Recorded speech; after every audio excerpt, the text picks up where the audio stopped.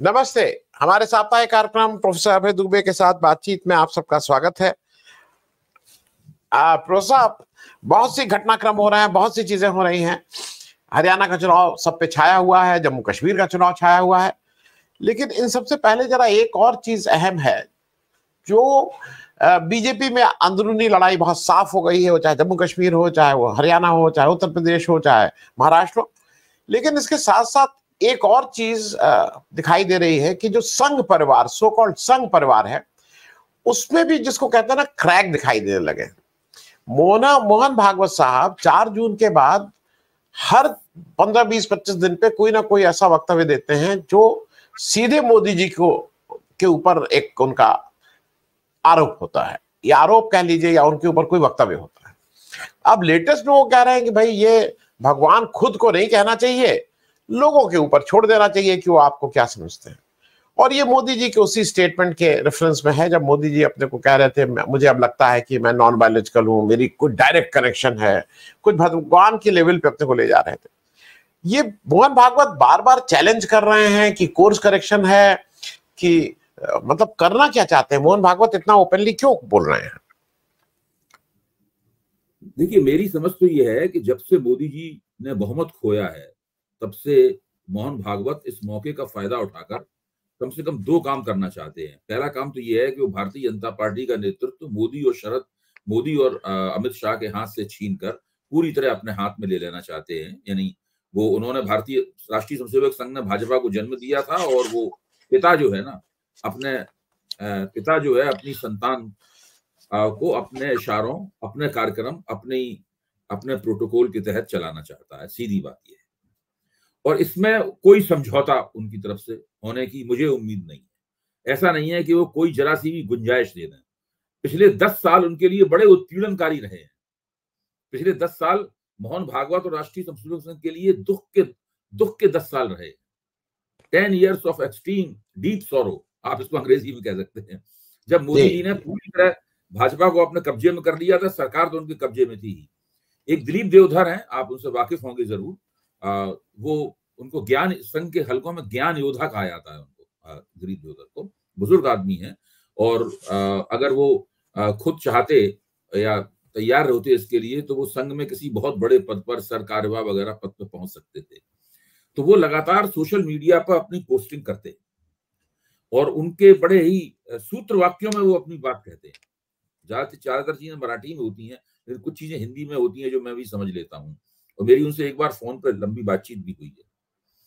तो उन्होंने जब केरल की बैठक चल रही थी तो उन्होंने उस बैठक का एजेंडा उन्होंने लिखा था। उस एजेंडे उन्होंने लिखा था, दिलीप देवधर ने, कि संघ युक्त भाजपा बनाना, और दूसरा एजेंडा लिखा था संघ मुक्त सरकार। यानी अब जो मोहन भागवत की प्राथमिकताएं सरकार के ऊपर नहीं है, क्योंकि सरकार तो अब मिली जुली सरकार है। इस सरकार, और ये वो भी जानते हैं मोहन भागवत की सरकार उत्तरोत्तर मिली जुली होती चली जाएगी। इसका जो मिला जुलापन है, इसका जो गठजोड़ात्मक चरित्र है, वो तभी खत्म होगा जब भाजपा को अकेले दम पे बहुमत प्राप्त हो जाए। उसके कोई लक्षण दिखाई नहीं पड़ रहे कहीं से। अब उत्तरोत्तर भाजपा का ग्राफ नीचे ही गिरने वाला है, और इसको सब संघ में सब लोग समझ गए। यहाँ तक मुझे मन में मोदी जी वगैरह ये लोग भी सब समझ गए हैं। मैं ये मानता हूं कि अब ज्यादा इसमें कुछ हो नहीं सकता। जो होना था, उन्होंने अपना पीक जो है, अपना शीर्ष हासिल कर लिया है। अब तो नीचे ही जाना है।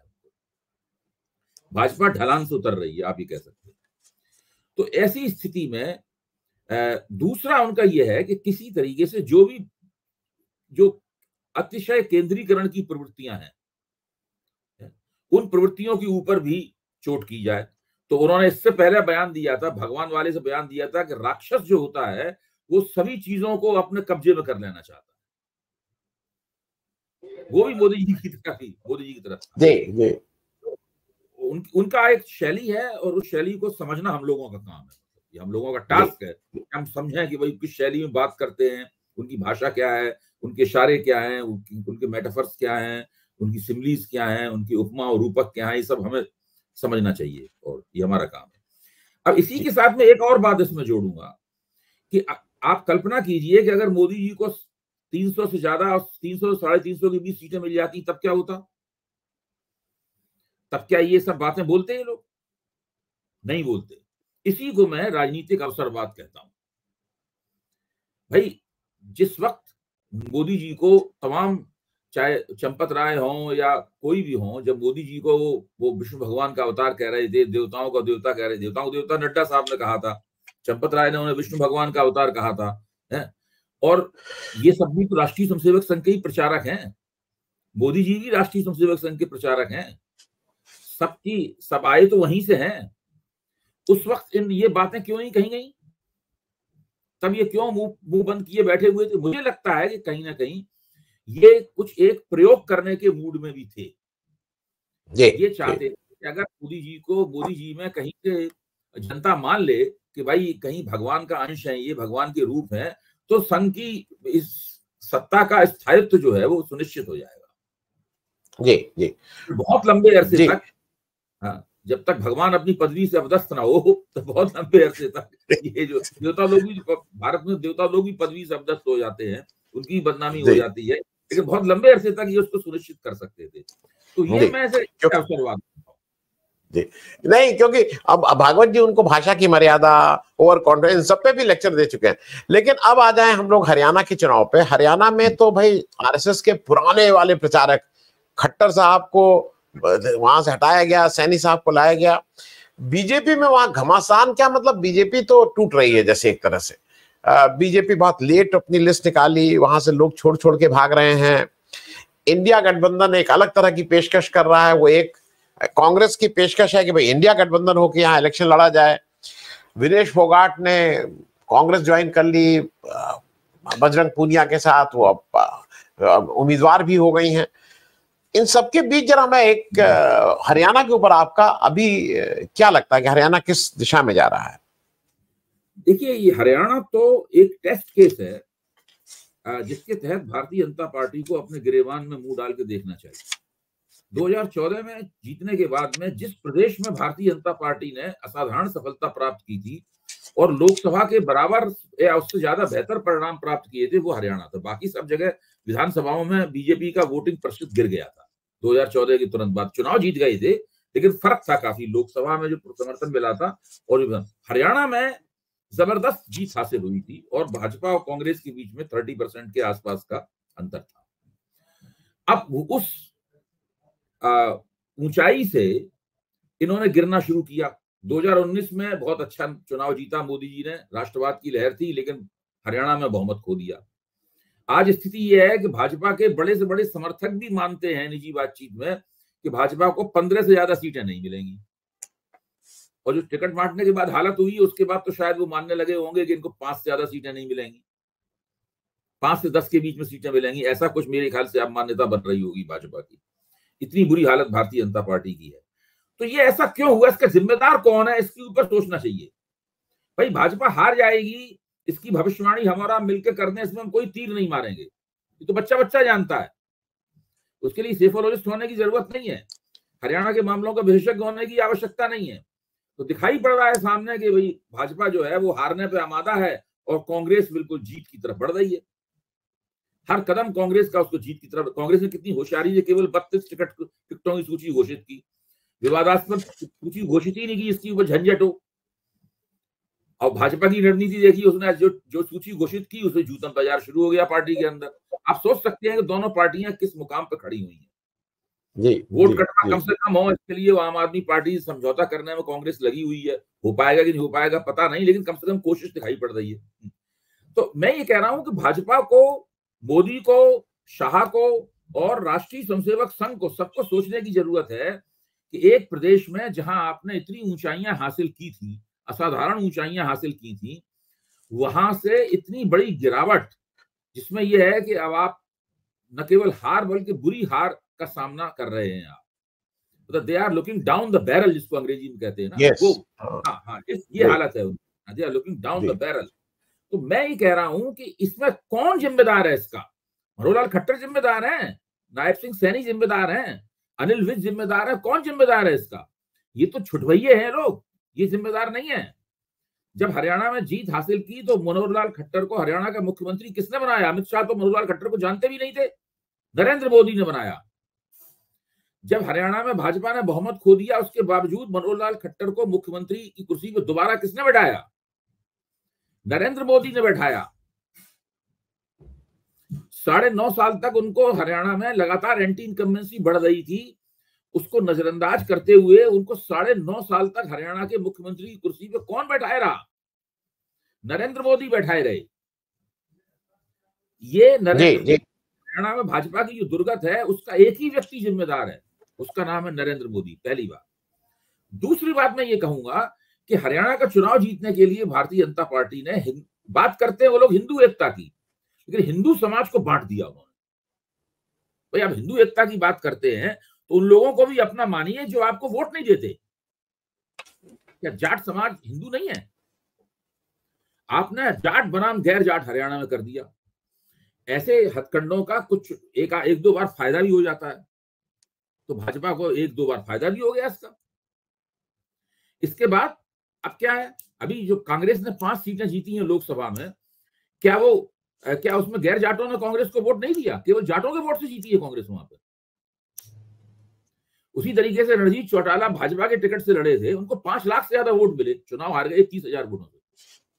जी। तो क्या उनको जाटों ने वोट नहीं दिए थे?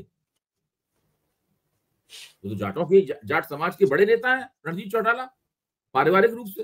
तो मैं ये कह रहा हूं कि जाट बनाम गैर जाट भाजपा ने किया था, ये पूरी तरह से ध्वस्त हो चुका है। जी। अब ऐसा कोई विभाजन, समाज को 2 हिस्सों में बांटकर सत्ता प्राप्त कर लेने का जो हथकंडा है, ये हथकंडा भी कोलैप्स हो चुका है। ये रणनीति भी भाजपा के आला कमान ने बनाई थी। तो भाजपा की जो दुर्गति हो रही है हरियाणा में, उसमें नरेंद्र मोदी और भाजपा का आला कमान जिम्मेदार है। ये सब लोग तो प्यादे हैं, नसीब सिंह सैनी और मनोहर लाल खट्टर और अनिल विज और ये फलाना ढिकाना, इनकी तो कोई औकात ही नहीं है कोई। जी। मैं अब एक चीज और, ये जो विनेश फोगाट वाला मामला है उसको अब बीजेपी ले उड़ी है कि देखा ये तो हम कह रहे थे। उधर बृजभूषण शरण सिंह कह रहे हैं कि अगर मुझे पार्टी परमिशन देगी तो मैं तो जाके उसके खिलाफ चुनाव प्रचार करूंगा। अरे भाई जाके चुनाव ही लड़ लो, अगर पार्टी से इतनी क्या दिक्कत है? अगर सही बात है जाके चुनाव लड़ो। विनेश फोगाट का क्या पॉलिटिक्स माना? ऐसा कोई मतलब उसने ऐसा पाप कर दिया है कि सब लोग हल्ला मचा रहे हैं कि ये देखिए। अरे भाई आप भी बबता फोगाट को लड़ाए थे, आप भी इसमें क्या ऐसी बात है कि विनेश ने किया? और इस समय बिल्कुल ठीक बात है उसका पॉलिटिक्स में आना, एक रेफरेंडम जैसा है कि विनेश फोगाट ने जो किया है और करते समय जो बयान दिया है, वो बयान देखिए। उसका बयान ये है कि जब सारा देश और हर पार्टी हमारे पक्ष में खड़ी थी तो एक ही पार्टी हमारे खिलाफ थी, उसका नाम है भारतीय जनता पार्टी। तो वो क्या करती? न्याय पाने के लिए कुछ तो करना ही पड़ता है। आप सोचिए 3 महीने तक वो लोग धरने पे बैठे रहे, तब कहीं जाके दिल्ली पुलिस ने FIR दर्ज की और उस बीच में पतली गली से निकाल दिया बृजभूषण शरण सिंह को पोक्सो के केस से। पोक्सो में हटाया। पोक्सो केस से पतली गली से निकाल दिया दिल्ली पुलिस ने, लेकिन यौन शोषण के मामले में नहीं निकाल पाई, क्योंकि उसके बाद तो बिल्कुल ही नाक कट जाती। मैं पूछना ये चाहता हूं, कल भी मैंने पत्रकार मित्रों से सवाल पूछा, सबसे सवाल पूछा कि यहाँ भाजपा के प्रवक्ता बैठे हुए थे और राष्ट्रीय स्वयंसेवक संघ के कथित विचारक भी बैठे हुए थे और भी लोग बैठे थे, एंकर, सबसे पूछा नहीं हम में से किसी के खिलाफ अगर पोक्सो का केस लग जाता तो क्या होता? पहले हमें गिरफ्तार करके जेल भेजा जाता, फिर पुलिस जांच करती, और अगर पुलिस को लगता कि भाई इसको गलत लगा दिया गया है तो हम छूटते, उसमें हम 3-4 महीने 6 महीने जेल में रहते। आज तक बृजभूषण शरण सिंह की गिरफ्तारी नहीं हुई, ना पोक्सो के केस में हुई और ना ही यौन शोषण के मामले में उनकी गिरफ्तारी हुई। मैं तो ये कहता हूं कि अगर जैसे ही इन लोगों ने आरोप लगाया था और जैसे ही धरना दिया था, तत्परता से अगर भाजपा की तरफ से कार्रवाई होती और बृजभूषण शरण सिंह को कटघरे में खड़ा किया जाता तो ये लोग भाजपा ज्वाइन करने के बारे में सोच सकते थे। भाई ये लोग पॉलिटिशियन थोड़ी ना है, ये लोग पॉलिटिशियन नहीं है। और देखिए उतना बड़ा धरना देने के बाद में, और धरना काफी मशहूर भी हुआ, उसकी चर्चा भी हुई, उसके बावजूद भी विनेश फोगाट ने पूरी कोशिश की कि पहलवानी में उनका कैरियर बना रहे। ऐसा नहीं है कि वो कूद के राजनीति की गाड़ी पर चढ़ गई हो। उसके बाद उन्होंने फिर से कोशिश की, सिलेक्ट हुई, ओलंपिक में गई और अपने झंडे गाड़े, और वो एक इतिहास बन गया अलग तरह का। वो तो घटनाक्रम इस तरह चला, विनेश फोगाट के हाथ में नहीं था, कुदरत ने इस तरह का घटनाक्रम चलाया। तो विनेश फोगाट इस वक्त बहुत महत्वपूर्ण बड़ी चीज हो गई है। ना वो जाट हैं, न वो केवल पहलवान है, न वो केवल यौन शोषण के खिलाफ लड़ने वाली हैं, वो एक बहुत बड़ी सेलिब्रिटी बन गई हैं। मैं तो ये मानता था कि विनेश फोगाट से कांग्रेस को हरियाणा और सारे देश में चुनाव प्रचार कराना चाहिए था, बजरंग पुनिया से चुनाव लड़ाना चाहिए, लेकिन कांग्रेस ने उल्टा किया। खैर कोई बात नहीं, वो लोग ज्यादा जानते हैं कि चुनाव कैसे लड़ा जाता है, हम उन्हें सलाह नहीं दे सकते कि आप चुनाव कैसे लड़ें। तो कुल मिला के मेरा कहना है कि भारतीय जनता पार्टी जो खिसियानी बिल्ली की तरह खंबा नोच रही है, इसके अलावा उसके पास कोई है नहीं। और यौन शोषण के मसलों के ऊपर भाजपा का रिकॉर्ड इतना खराब है, इसकी कोई सीमा नहीं है। संदीप सिंह जो हॉकी के खिलाड़ी थे, वो मशहूर अच्छे खिलाड़ी थे, मुझे उनका खेल पसंद था संदीप सिंह चुनाव जीते, भाजपा ने उनको मंत्री बनाया। जब वो एक कोच के यौन शोषण का उन पर आरोप लगा और चंडीगढ़ पुलिस ने उसकी जांच की, चंडीगढ़ पुलिस ने कहा कि प्रथम दृष्टया इनके ऊपर आरोप बनते हैं, इनके खिलाफ FIR वगैरह सब दर्ज होनी चाहिए। तो मांग उठी गई इनको मंत्री पद से हटाया जाए। तो मनोहर लाल खट्टर ने विधानसभा में खड़े होकर 3 बार कहा, हम नहीं हटाएंगे, हम नहीं हटाएंगे, हम नहीं हटाएंगे। त्रिवाचा भरा उन्होंने वहां पे मनोहर लाल खट्टर ने। ऐसे आरोप तो लगते ही रहते हैं। इतने ही शेर दिल थे तो अभी संदीप सिंह को फिर टिकट दे देते। जी जी। तो इनके भाजपा का यौन शोषण के मामले में जो रिकॉर्ड है ना, इतना घिनौना रिकॉर्ड है, इसकी कोई सीमा नहीं है। जी, मैं अभय जी, ये जो टिकट देने की बात हुई, मैं उसमें एक व्यक्ति का इसलिए आपसे, क्योंकि वो अननोटिस चला जा रहा है। बीजेपी इस तरह की यौन शोषण वालों की एक्स्ट्रा क्वालिफिकेशन होती है, उनको अच्छे अच्छे टिकट देती है। कुलदीप सेंगर तमाम नाम है। अभी तक वो पुलिस वालों को, यहाँ राजेश्वर सिंह थे भाई, ED वाले हैं, तो उनको सीधे रिजाइन दिया, सीधे इलेक्शन। असीम अरुण है, सीधे रिजाइन किया, DC वो कमिश्नर, वो सीधे इलेक्शन और मंत्री। वहां पे जज साहब हैं कलकत्ता में, वो जज साहब ने बताया कि मैं तो RSS वाला हूं, सीधे रिजाइन इलेक्शन। अब एक जेलर साहब भी आ गए हैं, सुनील सांगवान जी, उन्होंने राम रहीम को 6 बार पैरोल दी, वो भी सीधे रिजाइन। और तो बीजेपी ने सब सेट कर लिया है, मतलब यहाँ गुंडे भी सेट, यहाँ पुलिस वाला भी सेट, वहां जज साहब भी सेट, और अगर गलती से किसी तरह से पहुंच भी गए जेल तो वहां जेलर सेट। तो ये बीजेपी अपना आगे का आने वाले भविष्य को देख के ये सब चीजें सेट कर रही है, क्या कर रही है? सुनील सांगवान को मेरा तो पुराना मानना है, और मैं अभी से नहीं, पिछले 7-8 साल से टीवी पे ये कह रहा हूं और अपने भाजपा के मित्रों से कहता भी हूं, सार्वजनिक रूप से भी, निजी तौर पे, कि वो जिस डंडे से पीट रहे हैं विपक्ष को, उसी डंडे से उनको भी पीटा जाएगा। बच नहीं सकते। वो बुरा लगे, भला लगे, भद्दा लगे, सुंदर लगे, इससे कोई फर्क नहीं पड़ता, उसी डंडे से उनको पीटा जाएगा। तो भाजपा के मन में बहुत सारे भय तो हैं ही। तो भाजपा ने अपने अच्छा, दूसरी बात ये सेटिंग जिसका आपने जिक्र किया है, जब एक ऐसा समय आता है जो आपको कहावत है नहीं कि ऊंट पे बैठे हुए आदमी को कुत्ता काट लेता है। आदमी ऊंट पे बैठा, हम तो जमीन से बहुत ऊंचे हैं, हमें तो कम से कम कुत्ता नहीं काटेगा, लेकिन कुत्ता तब भी उसको उछल के काट लेता है ऊंट पे बैठा हुआ। आजकल भाजपा की हालत वो है, ऊंट पे बैठी है भाजपा, लेकिन कुत्ता लगातार उसे काट रहा है। आप कोई भी सेटिंग कर लें, कोई भी नैरेटिव चला लें, कुछ नहीं हो रहा है। हालत यह है कि कुछ भी नहीं हो रहा है इनके लिए। इनकी सब बहुत बुरी हालत है। देखिए, अगर हरियाणा में ये ठीक से चलते तो कम से कम टक्कर दे पाने की स्थिति में तो रहते भाई। ओबीसी समाज में अब भाजपा ने नई रणनीति बनाई है, हर जगह ओबीसी समाज को बढ़ावा दे रहे हैं। हरियाणा में ओबीसी का बना दिया। अभी किसी जगह उन्होंने वो भी बदला है, अपना प्रदेश अध्यक्ष बदला है। हाँ, राजस्थान में प्रदेश अध्यक्ष बदला है, तो वहां पे जो गरीब ओबीसी है, अति पिछड़ा ओबीसी है, उसको प्रदेश अध्यक्ष बनाया है राजस्थान में। और भी कहीं, अभी आज ही मैंने अखबार में खबर पढ़ी, और भी कहीं किसी ओबीसी को प्रदेश अध्यक्ष बनाया है। तो भाजपा फिर से ओबीसी फोकस की तरफ जा रही है, और काफी जबरदस्त रूप से। इसको आप उसकी एक दूरगामी रणनीति के तौर पर देख सकते हैं। 2-3 साल में इसका नतीजा भाजपा मानती है उसका निकलेगा। खैर, जब नतीजा निकलेगा तब देखेंगे। बाकी विपक्ष भी हाथ में हाथ रख के तो ना बैठा है, वो भी उसकी काट निकालेगा, वो बातें सामने निकल के आएंगी, कौन क्या कर रहा है। तो इस वक्त तो भारतीय जनता पार्टी की स्थिति है कि इनका चलाया हुआ हर दांव गलत बैठ रहा है। जो भी ये कदम उठाते हैं वो सब गड़बड़ बैठ रहा है। अब देखिए, पहले मोदी जी ने ये नैरेटिव चलवाया कि हम खत्म करेंगे यूक्रेन और रूस का युद्ध। अच्छा, फिर पुतिन ने कह दिया कि हम सहमत हैं इस बात से कि भारत मध्यस्थता करे। फिर पुतिन को लगा कि ये बात हमने कुछ ज्यादा ही कह दी। दूसरे दिन करेक्शन आया पुतिन की तरफ से, हम भारत और चीन दोनों के संपर्क में हैं, और ब्राजील। हाँ, तो तुरंत मतलब वो जो भारत के ऊपर फोकस बन रहा था, जिससे मोदी सोचते थे हमें विदेश और कहीं तो विदेश नीति पे भी ब्राउनी पॉइंट्स मिल जाए, वो सारा का सारा मामला गड़बड़ा गया। तो इनका कुछ भी ठीक नहीं चल रहा है। इनको अभी चाहिए कि ये कोई यज्ञ वज्ञ करवाएं, किसी ज्योतिषी को हाथ दिखाएं लोग और देखें शंकराचार्य जी के राहु राहु कहाँ बैठा हुआ है। कोई लंबी जी। पूजा करवाएं 10-20 करोड़ रुपए खर्च करके, 100 करोड़ रुपए खर्च करके, 50-60 मुझे ज्योतिषियों द्वारा, तो ठीक होंगे। नहीं, मुझे ये बताइए, नहीं इनके उसमें जो राहु के रूप में तो राहुल बैठ गए हैं इनके यहाँ, मतलब वो जो आके राहु के रूप में बिल्कुल बैठ गए। लेकिन एक चीज मुझे बता, आज भारत जोड़ो यात्रा 7 सितंबर 2022 में शुरू हुई थी, आज उनकी 2nd एनिवर्सरी है। लेकिन मैं इसलिए जम्मू कश्मीर का नाम ले रहा हूं, उसकी बात करना जरूरी है।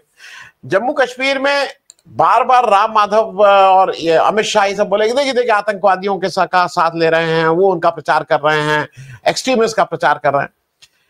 एक लंबी लिस्ट कांग्रेस ने भी गिनवा दी कि इनके साथ कौन कौन इनके था, कैसे कैसे इन्होंने किया था, आतंकवादियों को कहां कहां एडजस्ट किया था, वो सारी लिस्ट गिनवा दी है, कौन ब्रांड एम्बेसडर था, इत्यादि इत्यादि। लेकिन राहुल गांधी अभी फिर से जब कश्मीर जाते हैं तो वो रामबन जाते हैं, अनंतनाग जाते हैं, और वहां वो बार बार जोर से ऐलान करते हैं कि हम इसका स्टेटहुड लाएंगे।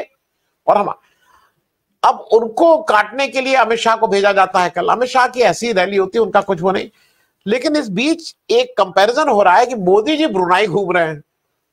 ब्रुनाई उत्तर प्रदेश के बहराइच जिले से छोटा जगह है, पॉपुलेशन नहीं, एरिया में मैं बोल रहा हूँ। सीतापुर, बहराइच, हरदोई, सब उससे बड़े बड़े जिले हैं एरिया में, पॉपुलेशन में तो हम लोग बहुत बड़े हैं। तो ऐसे में राहुल गांधी जब वहां जाके कह रहे हैं, तो वो उन्होंने कम से कम जम्मू कश्मीर में भी अब ऐसा लग रहा है कि बीजेपी का जम्मू में भी सफाया होने की स्थिति में आ गए हैं। आपका अभी का आकलन क्या है? मेरा आकलन यह है कि घाटी में तो पूरी तरीके से सुपड़ा साफ हो जाएगा, तकरीबन 95%, 90 से लेकर 100% के बीच में कहीं घाटी में सुपड़ा साफ होगा। जम्मू में नेशनल कॉन्फ्रेंस भी जीत सकती है 1-2 सीटों के ऊपर, और कांग्रेस जम्मू में 10-15 सीटें निकालेगी, बाकी भाजपा जीतेगी। तो बड़े आराम के साथ में इंडिया गठबंधन की वहां पर सरकार बनेगी। कांग्रेस इसमें नेशनल कॉन्फ्रेंस का मुख्यमंत्री होगा, क्योंकि वो घाटी में नेशनल कॉन्फ्रेंस काफी सीटें जीतेगी, और बड़े आराम से वो लोग कश्मीर के ऊपर राज करेंगे, और भाजपा केवल ठंडन गोपाल बन के रह जाएगी। नहीं अबे भाई, जो 43 सीटें हैं जम्मू की, उसमें ऐसा माना जा रहा है कि भाजपा को 22 सीटें जीतना भी मुश्किल हो जाएगा, और उनका best foot forward Amit Shah. तो ये उनका चुनाव प्रबंधन बहुत खराब है। भाजपा का चुनाव, देखिए हम लोग, हरियाणा हमारे नजदीक है तो हरियाणा भी ज्यादा मतलब जानकारी रखते हैं, बात ज्यादा करते हैं, लेकिन कश्मीर में भाजपा का चुनाव प्रबंधन हरियाणा से भी खराब है। वहां भी बहुत बुरी हालत है। वहां तो एक उन्होंने सूची जारी की, बाद में सूची को वापस लिया, फिर सूची जारी की, तो उसमें भी उतना ही रिवोल्ट हुआ जितना पहली सूची पे रिवोल्ट पे डर था। मतलब जो वहां चुनाव, भाजपा हरियाणा से भी बुरा चुनाव प्रबंधन है कश्मीर का। जी मैं जरा, बिहार से अजीब अजीब खबरें आ रही हैं। एक दिन खबर आती है कि तेजस्वी यादव जी अकेले मिलने चले गए, उस पर कोई किसी का वक्तव्य नहीं आता है, ना नीतीश जी की तरफ से ना इधर से। फिर खबर आती है कि चिराग पासवान बहुत गुस्सा हैं। फिर दौड़े दौड़े कल नड्डा जी जाते हैं 2 दिन का टूर बना के नीतीश जी को ये करने के, भैया नीतीश जी को क्या कहने की जरूरत थी? कल वो बार बार बोले कि नहीं मैं कभी नहीं जाऊंगा वापस, मैं कभी नहीं जाऊंगा वापस, 2 बार आरजे। ये कहने की क्या जरूरत थी? अरे भाई आपका चल रहा है तो ये बार बार, अच्छा जो आदमी बार बार कहे कि मैं कभी नहीं जाऊंगा तो उसमें तो और शक पैदा होता है। तो बिहार में प्रशांत जो कहते हैं उसका उल्टा करते हैं। जब वो तो जोर से कह रहे हैं कि मैं कहीं नहीं आऊंगा वापस, तो समझ लीजिए वो हो सकता है कि चुनाव से पहले पलटी मार दें। जी नहीं, नीतीश कुमार मुझे लगता है कि वो महाराष्ट्र चुनाव तक आते आते नीतीश कुमार जी भी फिर से कुछ ना कुछ सोचेंगे जरूर बिहार को लेके, जो मेरी अपनी समझ। बिहार के चुनाव में भी काफी दिन है, 1 साल से भी ज्यादा है बिहार के चुनाव। जी अगले नवंबर, अक्टूबर नवंबर अगले 2025 में होगा। दिल्ली का चुनाव नजदीक है, दिल्ली के चुनाव में 3-4 महीने रह गए हैं केवल। अक्टूबर, नवंबर, दिसंबर, जनवरी, फरवरी में चुनाव होना है दिल्ली का। तो बिहार का चुनाव अभी काफी दूर है। तो बिहार में तो अभी बहुत ज्यादा राजनीति खेली जा सकती है, और बिहार में हर व्यक्ति एक दूसरे के ऊपर शक करता है। चिराग पासवान को पूरा संदेह है कि उनकी पार्टी तोड़ने की कोशिश हो रही है। उनके 3 सांसद जो हैं वो अमित शाह के संपर्क में हैं, और उनके नाम भी उनको पता है। इसके बाद में पशुपति पारस को उन्होंने दोबारा वो बिल्कुल इनएक्टिव पड़े हुए थे, उनको एक्टिवेट कर दिया है, उससे बातचीत भी की है। बिल्कुल चिराग पासवान के खिलाफ उनकी पार्टी में और उनकी बिरादरी में दूसरा ध्रुव बनाने में अमित शाह बिल्कुल लग गए हैं। तो इनकी काफी, आप जैसे उन्होंने उपेंद्र कुशवाहा को बनाया राज्यसभा का सदस्य, उपेंद्र कुशवाहा इससे खुश नहीं है। राज्यसभा मिल रही है, ले ली उन्होंने, खुश इसलिए नहीं है कि उनको 5 साल की राज्यसभा नहीं मिली है। उनको 3 साल की राज्यसभा मिली है। बिहार के राजनीतिक हलकों में ये कहा जा रहा है कि भूमिहार की जूठन प्राप्त हुई उनको, क्योंकि जो भूमिहार जो वो सीट थी वो भूमिहार की थी, तो वो 3 साल ही बचे थे उसमें, तो वो जूठन उनको प्राप्त हुई। तो ये कोई खुश नहीं है वहां। तो जो भारतीय जनता पार्टी ने नीतीश को अपनी ओर खींचने की चाल चली थी, देखिए इस तरह की चालों के हमेशा नुकसान होते हैं। महाराष्ट्र में देखो भाजपा ने क्या अपनी दुर्गत कर ली भाई। ये तो भाजपा ने तय किया था कि हम शिवसेना तोड़ देंगे, भाजपा ने तय किया था कि हम एनसीपी तोड़ देंगे। किसी ने कहा तो नहीं था भाजपा को आप ऐसा कीजिए, उनकी अपनी रणनीति। भाजपा ने तय किया था कि हमारा जो मुख्यमंत्री पद का आदमी उसको हम डिप्टी चीफ मिनिस्टर बनाएंगे और उसकी हैसियत को हम कमतर कर देंगे। आज हालत यह है कि देवेंद्र फडणवीस को वो मुख्यमंत्री पद के चेहरे के तौर पर नहीं पेश कर सकते। तो भाजपा ने बिहार में और महाराष्ट्र में अपनी दुर्गत अपने हाथ से की है, और महाराष्ट्र की दुर्गत का नतीजा वो पहले भोगेगी और बिहार में दुर्गत का नतीजा वो बाद में भोगेगी। जी, अबे भाई एक अंतिम प्रश्न इसलिए है कि ये जरा लॉन्ग टर्म है और ये सांकेतिक है। हिमाचल प्रदेश विधानसभा ने वहां पे एक विधेयक पास किया है कि जो दल बदलेगा, जो दल बदलू होगा और स्पीकर जिसको डिक्लेयर कर देंगे कि भाई एंटी डिफेक्शन लॉ इनके ऊपर लागू हो रहा है, उसकी हम पेंशन भी नहीं देंगे। और इससे जो कांग्रेस के 6 विधायक जिनको बीजेपी ने तोड़ा था, उसमें से 2 तो री इलेक्ट होके आ गए, 4 लोग नहीं हुए हैं। तो अब उसमें से 2 तो फर्स्ट टाइमर है, उनकी तो जीवन भर की पेंशन गई। मैं इस पे ये, क्योंकि एक उन्होंने रास्ता दिखाया है, हालांकि गवर्नर के पास गया है, अब बीजेपी जोर लगाई हुई है कि गवर्नर उसको साइन ना करे, तो अगर बीजेपी चाहती है तो साइन नहीं भी होगा, लेकिन एक रास्ता दिखाया क्या ये। अगर गवर्नर साइन नहीं करता है तो दोबारा भेजा जाएगा, दोबारा तो गवर्नर को साइन करने ही पड़ेंगे। अगर गवर्नर लटकाए रहेगा तो सरकार सुप्रीम कोर्ट में चली जाएगी, सुप्रीम कोर्ट गवर्नर को डांटेगा कि साइन करो। ऐसा हो चुका है पहले, पंजाब के सिलसिले में ऐसा हो चुका है। गवर्नर को साइन तो करने ही पड़ेंगे उसके ऊपर। नहीं, ये पहल ठीक है कि नहीं, जो बेसिक मैं उसको कह रहा हूं एज अ नीति। दल बदल को कैसे रोका जाए, ये एक बहुत बड़ा सवाल है। दल बदल कानून, दल बदल विरोधी कानून दल बदल को रोकने में नाकाम रहा है।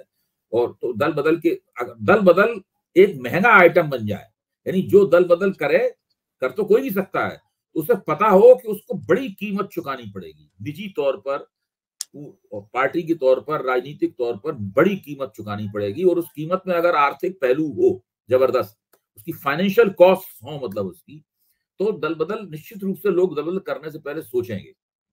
जी, ये भी है, दल बदल करने पे आजकल रेट बहुत हाई है। आजकल क्या है कि भाजपा ने जब से ये सरकारें तोड़ने का ऑपरेशन लोटस चलाने का सिलसिला चलाया है, उसमें दल बदल करने पे ब्लैक मनी बहुत मिलता है। जी जी जी, वो इतना ब्लैक मनी मिलता है तो लोगों को लगता है क्या पेंशन वेंशन छोड़ो, अभी मिल रहा है करोड़ों रुपए, ये ले लो। तो दल बदल का रेट बहुत हाई है। जी जी, नहीं, वो तो मैं हरदम, मुझे लगता है कि ट्रेन में चलने वाला जो एक आम व्यक्ति था, अब तो हम लोग भी कभी कभी जहाज का जो बिजनेस क्लास का टिकट होता है, ये कुछ उस तरह का बीजेपी का रेट होता है कि ये बिजनेस क्लास में ले चलेंगे, यहां तुम कहां 3rd क्लास में धक्के खा रहे हो। 2 टियर स्लीपर में, अपना 3 टियर स्लीपर में बीच में कहीं घुसा के चल रहे हो, बढ़िया बिजनेस क्लास में ले चलते हैं। रेट तो इस तरह के हो गए। अभय भाई बहुत बहुत धन्यवाद बात करने के लिए। और एक खराब बात हो गई है कि आर्थिक पक्ष ही अब सबसे ज्यादा इंपॉर्टेंट हो गया है आज की पॉलिटिकल कंसिडरेशन में, और विचारधारा का क्या मतलब है, देखें कि ये धारा चेंज हो पाती है कि नहीं हो पाती है। बहुत बहुत धन्यवाद।